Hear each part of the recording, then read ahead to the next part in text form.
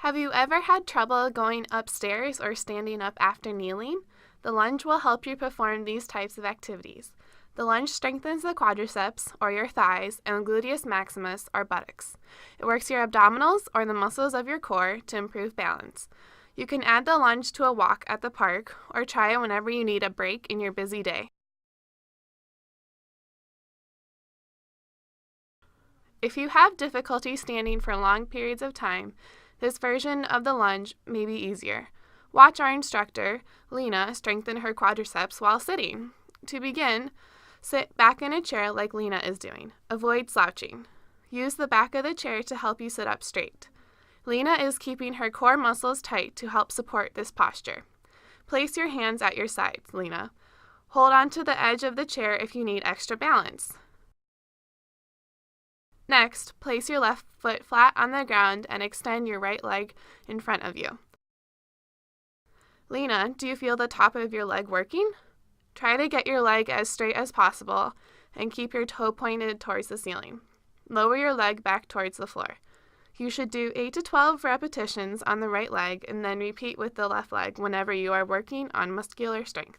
Remember, you can do this anytime you are sitting.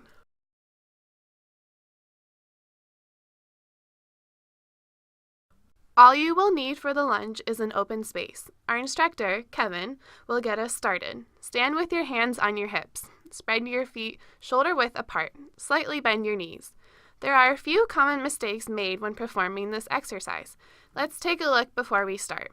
First, Kevin, take a step forward with your right leg. Kevin is going to lower himself down. Beginners often try to keep their left heel on the ground. In order for Kevin to do this exercise correctly, he needs to allow the left heel to come off the ground like this. But if our instructor performs a lunge now, his right knee will pass the toe line. See, this can cause knee pain. Kevin, take a slightly bigger step with that right leg this time. Raise your back heel off the floor and lower yourself down by bending the back leg. Do you see the difference? Kevin's right knee is now in line with his right ankle.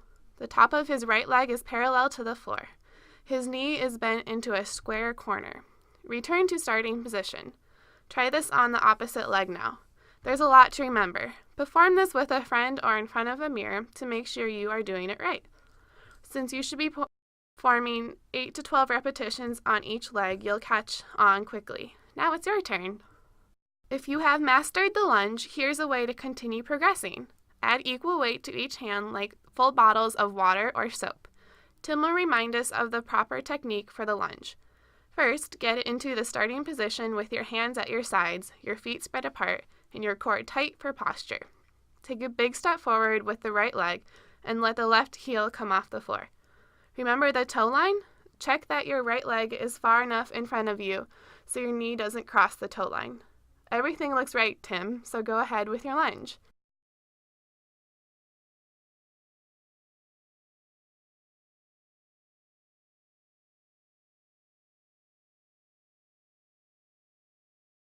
Another variation is to perform the lunge backwards.